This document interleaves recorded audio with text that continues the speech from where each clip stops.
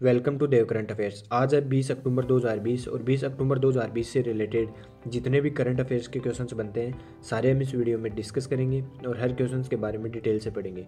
तो चलिए शुरू करते हैं। क्वेश्चन नंबर 1, हाल ही में पृथ्वी-2 मिसाइल का सफलतापूर्वक परीक्षण कहाँ से किया गया है? तो कहाँ से किया गया है? ओडिशा, बिहार, आंध्र प्रदेश या इनमें से कोई नहीं। तो इसका राइट आंसर क्या होगा? ओडिशा से हाल ही में भारत ने पृथ्वी-2 मिसाइल का परीक्षण ओडिशा के बालासोर तट से किया है। पृथ्वी-2 मिसाइल का नाम है बैलिस्टिक मिसाइल। इसका परीक्षण भारत ने ओडिशा के एक परीक्षण केंद्र से सेना के प्रायोगिक परीक्षण के तहत परमाणु हथियार ले जाने में सक्षम एवं स्वदेश में विकसित पृथ्वी-2 मिसाइल का सफलतापूर्वक परीक्षण रात्रिकालीन किया था। अब बात आती है ओडिशा की। तो ये मैप में देखिए आप, ओडिशा की राजधानी है भुवनेश्वर। ओडिशा के मुख्यमंत्री हैं नवीन पटनायक और गवर्नर हैं गणेशी लाल। ओडिशा से रिलेटेड कुछ इंपॉर्टेंट क्वेश्चंस देखते हैं जो एग्जाम की दृष्टि से बहुत ही इंपॉर्टेंट है।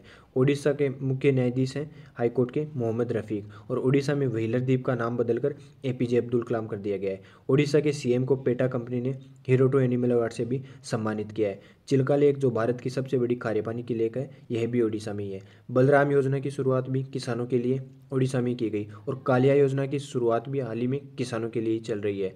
रज पर्व या रजा पर्व भी ओडिशा में ही मनाया जाता है। दुर्लभ पीले कलर का कछुआ भी ओडिशा में ही पाया गया और राजकीय पशु है ओडिशा का सांबर हिरण। मोब जीवन पहल और मोब प्रतिमा पहल की शुरुआत भी ओडिशा में ही की गई। बाय रोड अभियान की शुरुआत भी ओडिशा में ही हाल में की गई। ये इतने इंपॉर्टेंट क्वेश्चन हैं ओडिशा से रिलेटेड। चलिए नेक्स्ट क्वेश्चन, हाल ही में किस देश का पासपोर्ट सबसे शक्तिशाली घोषित किया गया है? तो किस देश का पासपोर्ट किया गया है? न्यूजीलैंड, जापान, चीन या इनमें से कोई नहीं। तो इसका राइट आंसर क्या होगा? न्यूजीलैंड का पासपोर्ट सबसे शक्तिशाली घोषित किया गया है और इससे पहले जापान का पासपोर्ट था सबसे शक्तिशाली। चलिए नेक्स्ट क्वेश्चन, हाल ही में जेसिंडा अर्डर्न किस देश के प्रधानमंत्री बनी है? तो किस देश के प्रधानमंत्री बनी है? न्यूजीलैंड, म्यांमार, बांग्लादेश या इनमें से कोई नहीं। तो इसका राइट आंसर क्या होगा? न्यूजीलैंड की। ये है जेसिंडा अर्डर्न जो न्यूजीलैंड की प्रधानमंत्री बनी है। चलिए नेक्स्ट क्वेश्चन, हाल ही में जारी ग्लोबल हंगर इंडेक्स 2020 में भारत का कौन सा स्थान रहा है? तो कौन सा स्थान रहा है? 94वां, 95वां, 90वां या इनमें से कोई नहीं। तो इसका राइट आंसर क्या होगा? भारत का स्थान रहा है 94वां।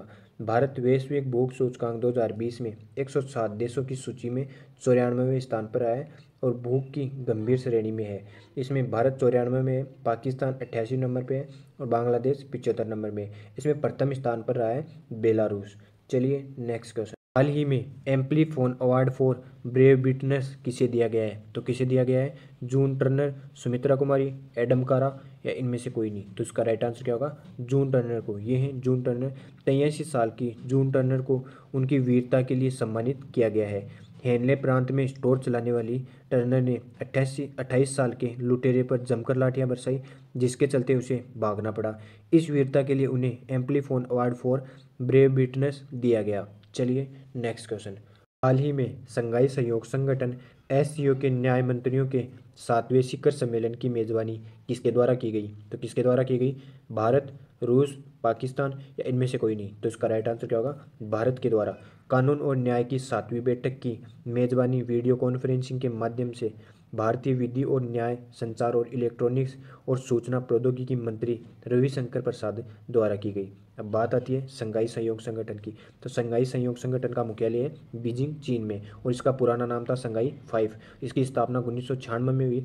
2001 में इसका नाम संघाई सहयोग संगठन पड़ा। वर्तमान में इसमें देश कितने हैं? 8 देश हैं। अब 8 देश कौन कौन से हैं?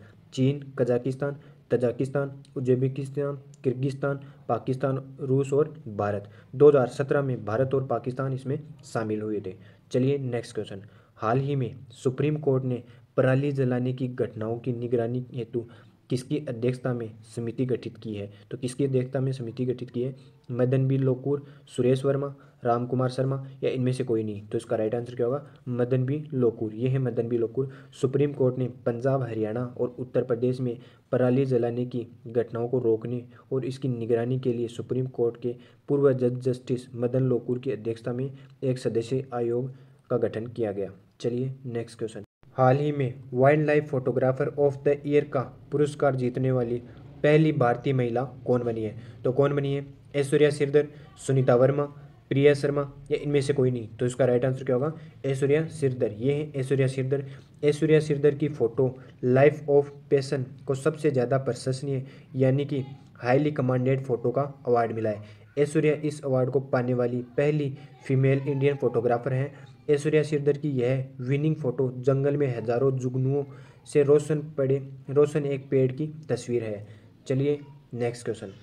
हाल ही में किस राज्य सरकार ने माई टाउन माई प्राइड कार्यक्रम की घोषणा की है? तो किस राज्य सरकार ने की है? जम्मू कश्मीर, बिहार, उत्तर प्रदेश या इनमें से कोई नहीं? तो इसका राइट आंसर क्या होगा? जम्मू कश्मीर राज्य सरकार ने माई टाउन माई प्राइड कार्यक्रम की घोषणा की है। अब बात आती है जम्मू कश्मीर की, तो ये मैप में देखिए आप जम्मू कश्मीर। जम्मू कश्मीर में हाल ही में स्पेरो पोर्टल लॉन्च किया गया था। जम्मू कश्मीर एक केंद्र शासित प्रदेश है और जम्मू कश्मीर के उपराज्यपाल है मनोज सिन्हा, और इनसे पहले थे गिरीश चंद्र मुर्मू, जिनको भारत के सीएजी नियुक्त कर दिया गया है।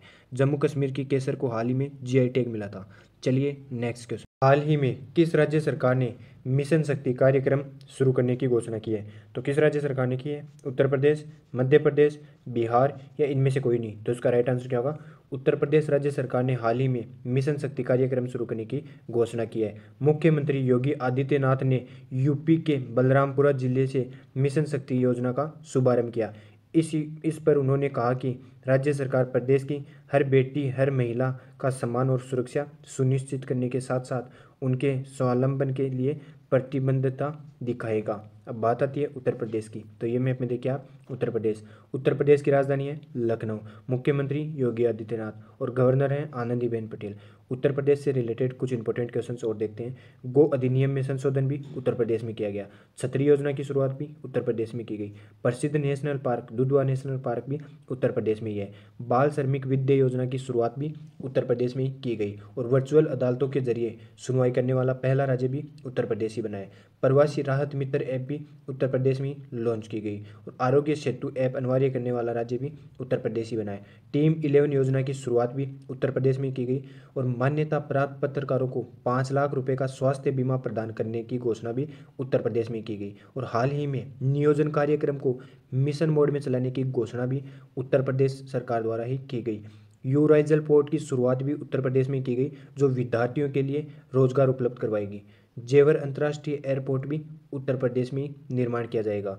इतने इंपॉर्टेंट क्वेश्चन हैं उत्तर प्रदेश से रिलेटेड। चलिए देखते हैं कल का पूछा गया क्वेश्चन। हाल ही में पूरी तरह डिजिटल हाईटेक क्लासरूम वाला देश का पहला राज्य कौन सा बना है? तो कौन सा बना है? केरल राज्य पहला राज्य बना है।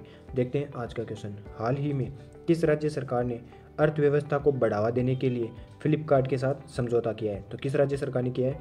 जम्मू कश्मीर, अरुणाचल प्रदेश, उत्तराखंड या इनमें से कोई नहीं? तो इसका राइट आंसर आप कमेंट बॉक्स में देना। अगर ये वीडियो आपको ज़रा सा भी हेल्पफुल लगे तो इसे लाइक करना, सब्सक्राइब करना। धन्यवाद।